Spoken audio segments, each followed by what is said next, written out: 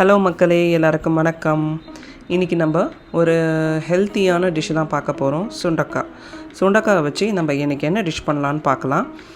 சுண்டக்காய் துவையல் பண்ணலாம். அது ரொம்ப டேஸ்ட்டாக இருக்கும். வெங்காயம் 1, தக்காளி 1, 2 பச்சை மிளகாய், கொஞ்சம் புளி, 4 பல் பூண்டு, கொஞ்சம் இஞ்சி, அப்புறம் 3 பல் தேங்காய், 2 கொத்து கருவேப்பிலை. இவ்வளோ தான் தேவை. அப்புறம் சுண்டக்காய் தேவை, ஃப்ரெஷ்ஷாக பறிச்ச சுண்டக்காய். இப்போது ஒரு வாணலில் எண்ணெய் கொஞ்சம் ஊற்றிடுங்க.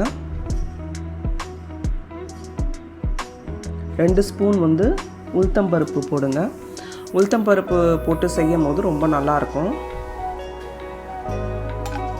இது நல்லா பொரியும் போது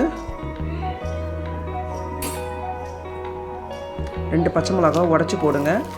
எப்பவுமே பச்சை மிளகாய் அப்படியே போட்டு வதக்கும் போது வெடிக்கும். ஸோ உடச்சி போடுங்க, வெடிக்காது. அந்த புளியை போட்டுடலாம். பூண்டு, இஞ்சி, தேங்காய், வெங்காயம் போட்டிருக்கோம் இல்லையா, இதில் சின்ன வெங்காயம் கூட போடலாம். சின்ன வெங்காயம் இல்லாதனால நான் பெரிய வெங்காயம் போட்டிருக்கேன். ஒரு தக்காளி. இது எல்லாத்தையும் நல்லா வதக்கிடுங்க. இது வதக்கிறதுக்கு இதோடு சேர்த்து சுண்டக்காவையும் போட்டுடுங்க. சுண்டக்காவையும் போட்டு நல்லா வதக்கிடுங்க. இது நல்லா வதங்கிறதுக்கு நம்ம கொஞ்சம் உப்பு சேர்க்கணும். உப்பு சேர்த்தா சீக்கிரமாக வதங்கிடும். ஸோ உப்பு சேர்த்தாச்சு. இதை மூடி போட்டு சிம்மில் வச்சு நல்லா வதங்கட்டும். இப்போ பாருங்கள், நல்லா வதங்கிடுச்சு. இப்போது வதங்கின பிறகு கருவேப்பிலை போடுங்க. ரொம்ப வதங்கிடுச்சுன்னா கருவேப்பிலோட சத்து இருக்காது. இப்போது பாருங்கள், நல்லா வெந்துடுச்சு. கிளறி விடுங்க. இப்போது இது ஒரு பாத்திரத்தில் எடுத்து வச்சிடலாம். ஆறட்டும். இப்போ ஆறிடுச்சு. ஒரு ஜாரில் எல்லாத்தையும் போட்டு அரைச்சிடலாம். அரைச்சிட்டு இப்போது அதே வதக்கின பேன்லேயே கொஞ்சம் எண்ணெய் ஊற்றி கடுகு, உளுத்தம்பருப்பு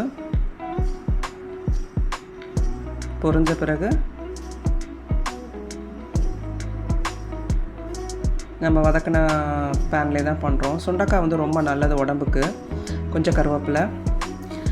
குழந்தைங்களாம் இந்த சுண்டக்காய் சிறு கசப்பாக இருக்கும். ஸோ இது நம்ம இது மாதிரி அரைச்சி கொடுக்கும் போது இது சாதத்தில் கூட பிசைஞ்சு சாப்பிட்லாம். ரொம்ப நல்லாயிருக்கும். இப்போ அரைச்ச விழுதை அதில் போட்டுடுங்க. குழந்தைங்களுக்கு அப்படியே சுண்டக்காய் கொடுத்தா சாப்பிட மாட்டாங்க. ரொம்ப சிறு கசப்பாக இருக்கும் சுண்டக்காய். ஸோ அதனால் நீங்கள் இது மாதிரி துவையில் அரைச்சி நம்ம சாதத்தில் பிசைஞ்சு கொடுக்கும்போது அதோட சத்தும் நம்மளுக்கு குழந்தைங்களுக்கு போகும். அதை கசக்குது அப்படின்னு அவங்க ஒதுக்க மாட்டாங்க.